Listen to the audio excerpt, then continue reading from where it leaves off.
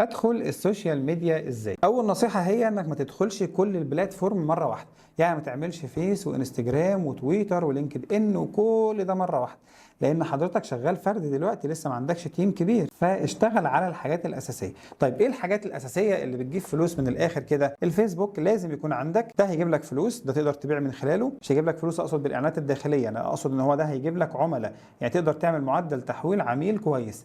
اليوتيوب هيجيب لك معدل عميل كويس ومحترم، وكمان هيحقق لك انتشار خاص بالفئه بتاعتك، يعني بيروح للناس الصح. التيك توك هيعمل لك انتشار، مش هيحقق لك بيع كويس ولكن هيعمل لك انتشار كويس. طيب هخش بعد كده على تويتر، خليه شويه. لينكد ان خليه شويتين 3 4.